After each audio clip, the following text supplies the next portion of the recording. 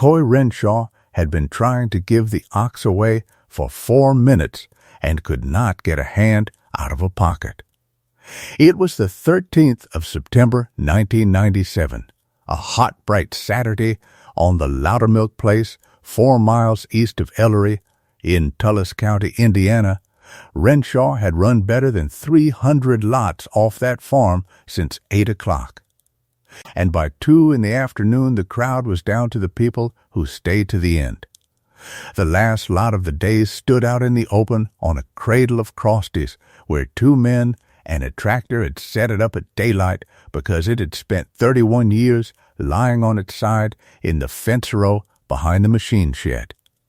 It was an ox, a bronze one, life-size, 5.5 feet at the shoulder, 9 feet from the nose to the switch of the tail, head down, and 1 forefoot set ahead of the other in the middle of a pull, with a carved yoke cast right in with him.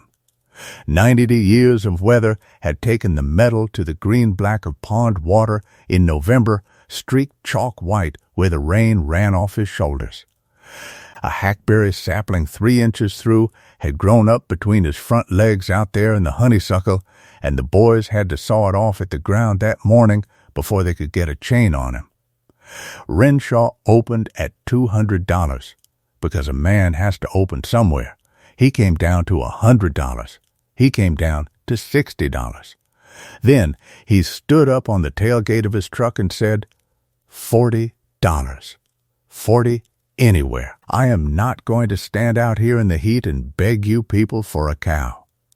Somebody wanted to know what it ate. A fellow near the front asked whether the yoke came with a mate to hitch alongside, and got his laugh. And then Dewey Stroud, who bought and sold at every sale in 5 counties in the same mustard tan jacket, rolled his sale bill into a tube and said, loud enough to carry back to the porch, Coy, that is the only ox in Tullis County that will cost a man more to haul than he ever cost to feed. That was the biggest laugh of the day. Renshaw took it for permission and came down one more time. 30, then $30, and I will help you load him. Which is when a heavy man in blue denim bib overalls and a straw hat gone the color of wheat coffee raised one finger about as high as his belt buckle and said 45. The ask was $30. He bid $45. Nobody in that yard had ever heard a man bid a lot up after the auctioneer had already come down twice, and what went around the crowd was not really laughter. It sits lower than laughter, and it lasts longer. 200 people watched a fellow in overalls bid against nobody at all, in front of his neighbors, and pay $15 over the ask for a green metal cow it would take 4 men and a trailer to move. Renshaw said sold and stepped down off the tailgate, and behind him the laughing started again in a different key. Not at the ox anymore. At the man. His name was Harlan Sipe. He was 63 years old, he lived out on the Mount Zion Road, and he had spent 33 years on the Tullis County Highway Department, brush hog, culverts, snowplow, boom truck, which is the kind of job that puts a man's hands on nearly everything a county owns. That is not why he bid, though. He bid because of a Tuesday in October of 1966, and because of a sound he had heard exactly twice in his life, and because when he put his hand on that near shoulder in the heat, he found a gouge in the metal 4 inches long, greened over now, that he had put there himself. If you've made it this far into Harlan Sipe's story, hit subscribe, because what happens next is the part I've been waiting to tell you. In the autumn of 1966, the state widened the Mount Zion Road where it comes down off Stray Ridge, and the new right-of-way took in the stone gateposts of Cuttrell's Grove and everything standing between them. What stood between them was the ox, on a limestone base where he had stood since 1907. Harlan Sipe was 32 that fall and ran the boom truck. 4 of them were on the job, Lester Bowes the foreman, 2 men with shovels, and Harlan on the winch. They dug the base out from under him and cut 4 anchor bolts loose. The nuts came off clean, which is the sort of detail a man remembers once it matters, and put a chain around the neck and the near shoulder. Bronze is soft. The chain bit. When they set him down on the flatbed, there was a bright yellow gouge 4 inches long across that shoulder, and Lester Bowes looked at it about a second and said what foremen say, which is that it did not matter. But there was something else, and it did matter. Twice, while that animal hung turning slow on the chain, something inside him moved and knocked. Not the clean bell note a hollow casting makes when you strike it. A dull double knock, low and heavy, down in the belly, like a rock rolling in the bottom of a coffee can. Harlan said so out loud. Bowes said it was sand. They cast those things hollow over a sand core and never get it all back out, and that was the end of it, because Bowes was the foreman and Harlan was 32. It was not sand. Sand shifts and hisses. Sand does not knock. Harlan Sipe ran a winch for 33 years and knew the difference in his hands. But there was a road to finish before the frost, and the ox had nowhere to go. The township had no building to put him in, and the work order said remove and nothing after that. He rode around on a county flatbed for 9 days, and then Ward Loudermilk, who was hauling gravel for the county that autumn, took him home in trade for the scrap in him. Loudermilk never scrapped him. He set him off in the fencerow behind the machine shed, meaning to sell the metal when the price came up, and Ward Loudermilk died in the spring of 1997 with it still on his list. That is how a town loses a monument. Not to a fire or a flood, to a work order and a Tuesday. Getting the ox home cost more than the ox did. A gooseneck trailer, a tractor with a loader, 2 nylon slings, and 4 men.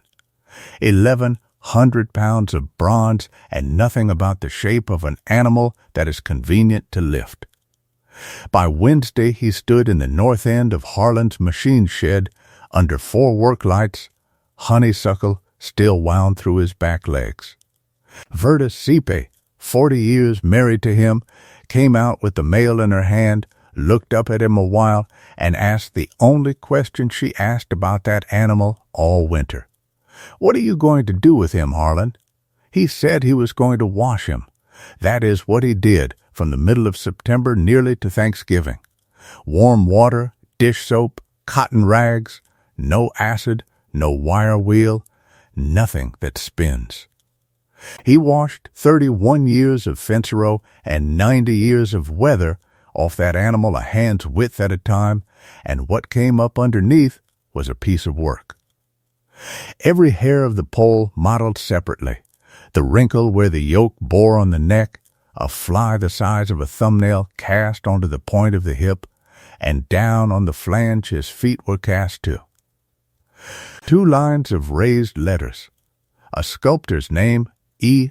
Strike, and under it a foundry, Faraday Bronze Works, Cincinnati, 1907. Harlan did not know what either name was worth, and he never looked it up. He was not washing that animal to find out what he could get for him. He was washing him because of a double knock in that belly that had waited 31 years for somebody to come back and answer it. He found the plate on the 11th of November, flat on his back, on a creeper, with a drop light in one hand and a shaving mirror in the other. Set into the belly, up between the forelegs and the brisket, was a rectangle about 8 inches by 14. Dry, you could not find a seam. Wet, it came up as a hairline. 8 bronze screws held it, and every slot had been filled level with lead and dressed off flush by somebody who did not intend it to be found by accident. A good many men would have put a drill on it that same night. Harlan Sipe picked the lead out of 8 screw slots with a scribe and a dental pick, an evening at a time. He ground an old screwdriver down until the blade filled a slot end to end, soaked all 8 in penetrating oil for 4 days, and warmed the belly with a heat lamp. 6 came around with a groan. The last 2 he worked an eighth of a turn at a time across 3 more evenings, in a shed cold enough that he kept the oil can inside his coat. On the evening of the 20th of November 1997, the 8th screw came out into his palm, the plate came away with it, and Harlan Sipe shone a light up inside a bronze ox. There was coarse sand, gray and bone-dry. There was the armature, the bent iron rod a foundry builds its core around.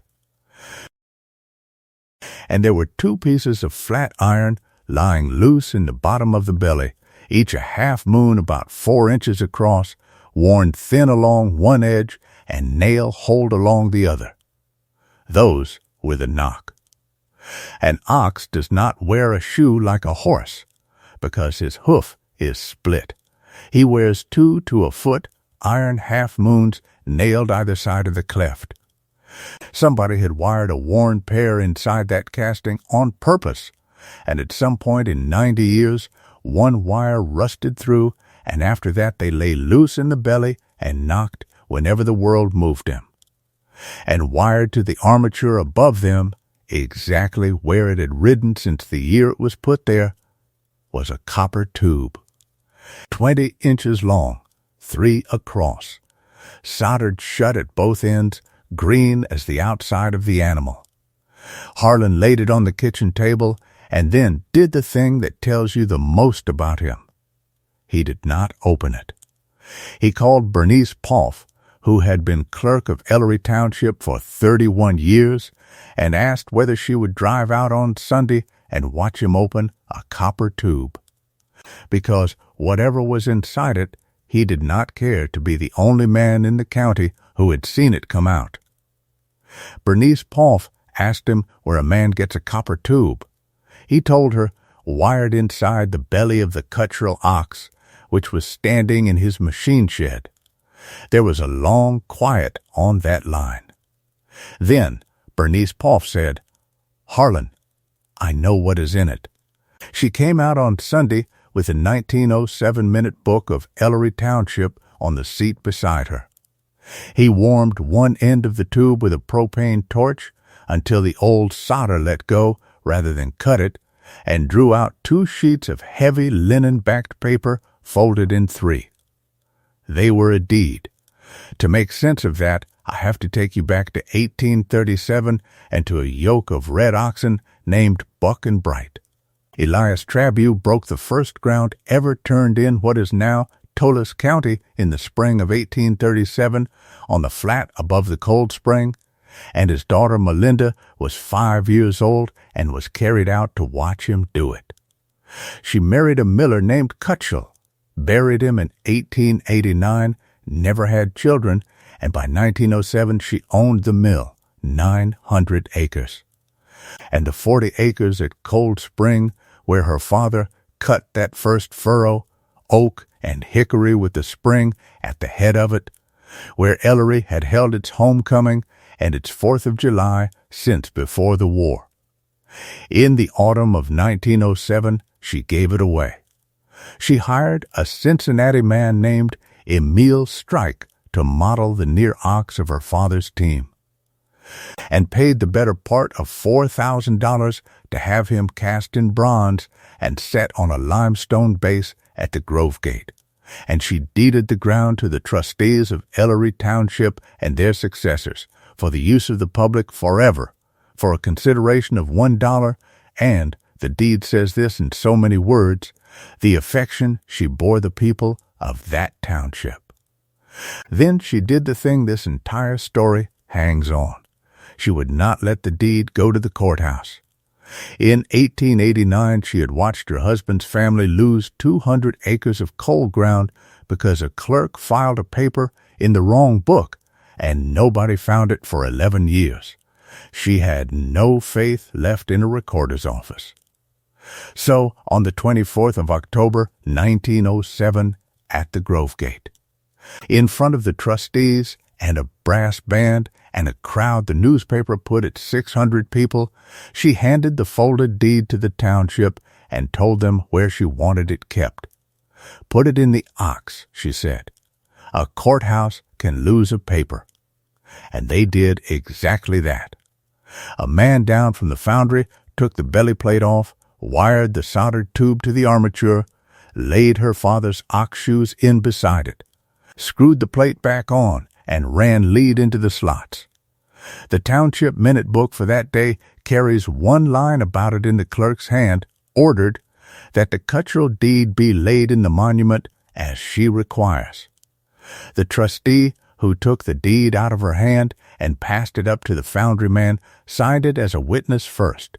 His name was Ezra Meese. He died of typhoid the following February, 34 years old. Nobody ever recorded anything at the courthouse, and nobody was in a hurry. Every soul in that township knew whose grove it was. They had been picnicking in it their whole lives. Melinda Cuttrell died in 1911, and what family she had was a nephew's family up in Illinois. In 1969, that nephew's 2 grandchildren paid a title man to tell them what they owned in Tullis County, and what the deed book showed was that the Cold Spring 40 had belonged to Melinda Cuttrell in 1907 and had never been conveyed to anybody since. That is what an unrecorded deed does. The land moves. The record does not. They sold it that autumn to the Cardwell Stone Company, which was already quarrying limestone off Stray Ridge above it, for $11,000. Cardwell recorded its deed the same week. Ellery Township sued in 1974. Arliss Doughty had 1 file cabinet and 1 secretary, and he put on the best case he had: 8 witnesses who had picnicked in that grove for 60 years. The newspaper account of the dedication, and the minute book with its one line, that the Cuttrell deed be laid in the monument, as she requires. And then Cardwell's lawyer, down from Indianapolis, asked the only question that mattered: where is the monument? Nobody in that courtroom could tell him. The ox had been gone 8 years. The judge ruled for the record title, which is generally what a judge is obliged to do. And Cardwell's lawyer said one more thing on his way to sitting down, which was not necessary, and which people in Ellery repeated for 25 years, that there had never been a deed at all, that a lonely old woman had promised a grove and died, and that the young trustee who claimed to have had papers in his hand could not keep a set of books straight. That is how it got said in that county after 1974. A Meese lost it. Cardwell let the grove alone for 20 years. Then, in 1996, the company filed to extend its pit south to within 800 feet of the cold spring. That spring feeds the branch, and the branch runs past the 2 wells that supply Ellery with its drinking water. The township had opinions and no standing whatsoever, because it did not own a square foot of that ground and never had, so far as any courthouse in Indiana could tell. That is where the matter sat on the 13th of September, 1997. When Coy Renshaw stood on a tailgate in the heat and could not get $30 for a bronze ox. 3 things carried it. The first was Bernice Poff's minute book, which lost a lawsuit in 1974 and won everything in 1998 without one word of it changing. The second was the Ellery Weekly Register of the 31st of October, 1907, on microfilm at the county library, which printed the dedication, quoted her word for word at the gate, and added a line the reporter thought funny at the time, that the ox was now the safest bank in the township. The third was the animal himself. The state's right-of-way file from 1966 held a photograph showing the ox on his base with the tip of the near horn broken off short, knocked off by a truck backing at a homecoming in 1938. The horn in that photograph and the horn in Harlan Sipe's machine shed are the same broken horn, and on the near shoulder there is a 4-inch gouge that does not appear in the 1966 photograph, for the good reason that it had not been made yet. There was one more thing, and the lawyers cared about it more than any of the rest. The solder on that tube had never been broken. Whatever went into it in 1907 had not been out of it since. Now I want to tell you about Ottie Meese, because this is the part they still talk about in Ellery. Ottie Meese was 91 in the spring of 1998 and lived on the Bethel Road. She was Ezra Meese's daughter, 14 months old when he died, and she had no memory of the man at all. What she had instead was 70 years of a sentence. She heard it at school. She heard it from a man at the elevator in 1974 who did not know she was standing behind him. A Meese lost it. Harlan Sipe drove out there on a Tuesday in March with a photocopy in a manila envelope. Under Melinda Cutchell's signature, the deed carries 2 witnesses. The second is a man named John W. Skiles. The first is Ezra Meese. Ottie Meese owned exactly one thing that had been her father's, a hymn book with his name inside the cover twice, once in ink and once in pencil. She got it and laid it on the table beside the photocopy and looked at the two of them a good while, and Harlan Sipe sat there and did not say anything, because there was nothing that needed saying. What she finally said was that she was not going to argue with anybody about it at her age. But she would like the deed read out loud at the Grove, out where they had said the other thing about him, so people could hear whose hand it was in. What was left after that was money, and money is where stories like this one usually die. Dewey Stroud drove out to the Sipe place in April and offered $600 for the ox, and when that did not move anything, $4,000. In June, a man came over from Chicago who buys and sells American bronzes, spent 2 hours under that animal, and offered $22,000 on the spot, cash. The appraisal Arliss Doughty ordered for the lawsuit came back at $65,000. A signed, dated, foundry-marked, life-size animal bronze with its original patina, no restoration anywhere on it. And a history you could read out of a township minute book. Harlan Sipe sold the ox to Ellery Township on the 2nd of March, 1999 for $1. The same figure Melinda Cutchell took for the 40 acres. The suit was filed in May of 1998, and lawyers argued for 9 months about what a deed delivered in 1907 and never recorded is worth against a company that bought and recorded in 1969. I am not going to pretend I can settle that, because they never settled it either. In February of 1999, the Cardwell Stone Company deeded the Cold Spring 40 back to Ellery Township, kept its ridge, and signed a covenant not to blast within 1,200 feet of the spring. Their lawyer said the company preferred to be a good neighbor. Another way to put it is that no company wants to spend 2 years in a courtroom explaining why it ought to be allowed to quarry a town's drinking water out from under a deed a widow sealed inside a statue. They set the ox back at the Grove Gate on the 6th of June, 1999, on a new limestone base. The money for it came in the way money has always come in that township, a subscription. Out of coffee cans on store counters. The belly plate is still on him, but it hangs on a hinge now. Anybody who wants to can lie down in the grass at the Grove Gate, swing it open, and look up inside a bronze ox at an empty place with 2 wire ends in it, where town's 40 acres rode out 90 years. They read the deed out loud that day. Arliss Doughty read it, 72 years old, 25 years after he lost with it.